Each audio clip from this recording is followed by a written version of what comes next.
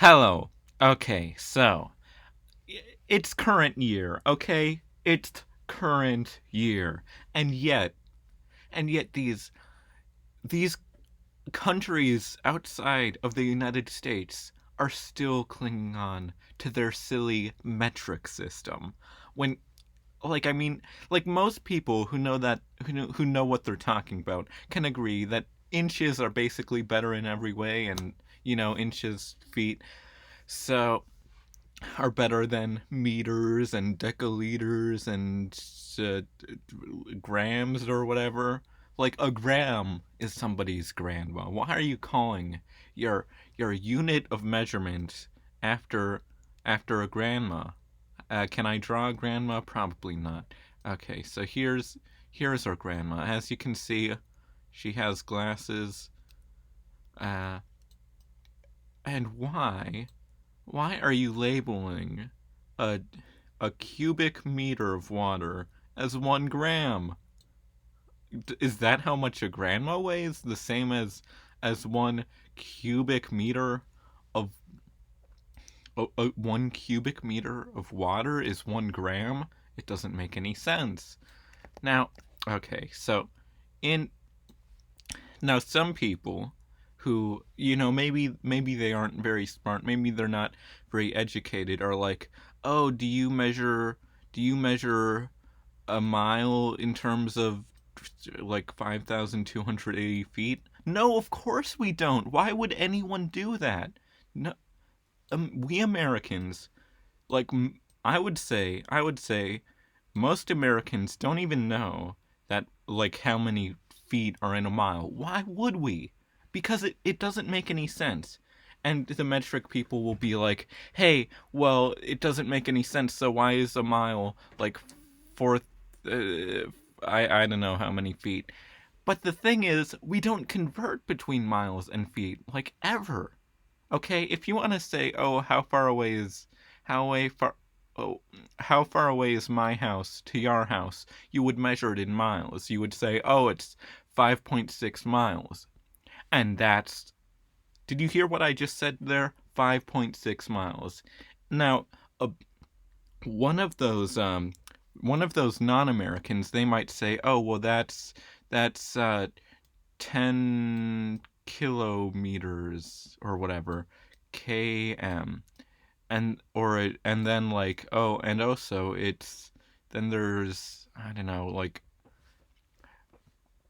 but if you want to say, oh, that's a little over 10 kilometers, would you say, oh, that's 10 kilometers and 5 meters? No, I mean, hopefully you wouldn't. Maybe you would. But that's not how we would do it in America. We would just say, oh, it's 1 point.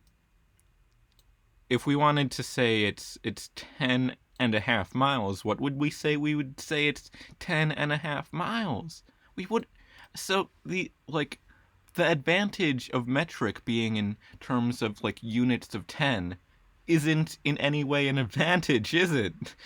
So, like, these non-Americans using their, oh, well, 10 miles is, I mean, 10 meters is like 5 kilometers, I mean, 1,000 meters is 1 kilometer or whatever. Well, you can just say a thousandth of a mile if you wanted to do something like that in a American. Okay, like, you can literally just say a thousandth of a mile. You don't have to say 1 meter.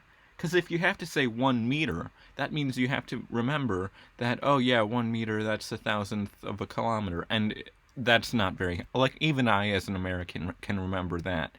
But, like, you could just say 1,000 meters. Like, it's not that hard. You could just say one, one, uh, 1 point. Because this is, I see they're using a period to represent 1,000, as opposed to American where we would use a comma. You could just say 1,000 meters. But why do you use kilometers? Because it's an easier unit of measurement for measuring something which is about a mile long, or more, like, several miles long. It's more convenient to use kilometers. It's almost as if It's almost as if the measurement of unit is of a kilometer is more useful for describing large distances than just something as long as a meter. It's almost as if it's more convenient to have a large unit of measurement and maybe a small one. And well, like, so you can still say, oh yeah, that's 5,000 meters. You can still say, oh, that's 10,000 meters. Or you could just say that's 10 kilometers. But you're not really gaining much from that, you know? Like, you can say that something is exactly 5,625 and a third feet. You can say that, and if you want to measure in feet, you could measure every single thing in the universe in terms of how many feet long. Oh, this is 0.00000 whatever feet. Let oh, this is 0.0 repeating 1 feet. You could do that. I mean, there's nothing preventing you.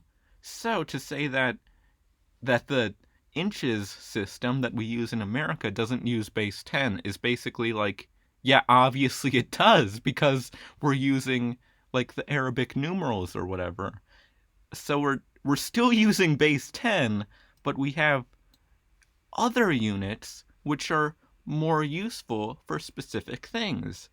If you go to the store and get a gallon of milk, that's a perfectly reasonable amount of milk to get.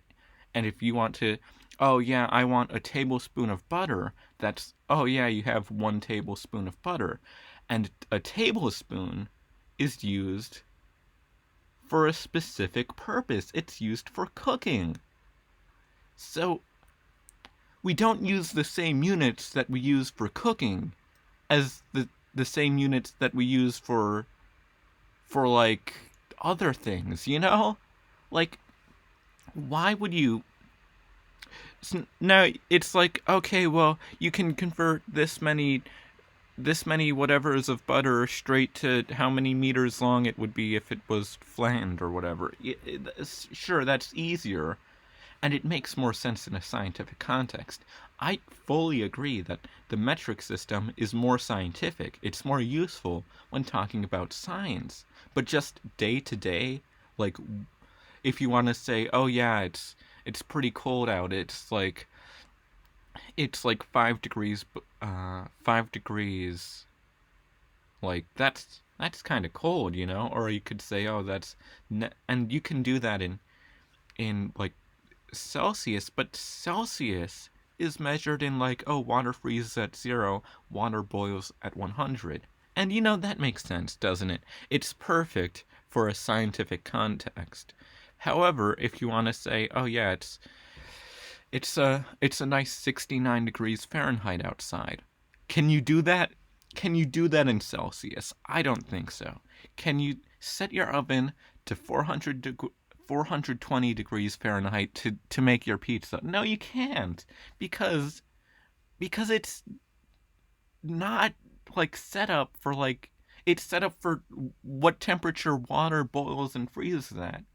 And like, I mean, okay, that makes a perfect sense in a scientific context, but it's not that much more useful than the Fahrenheit measurement when you're not talking about what point water boils or freezes at.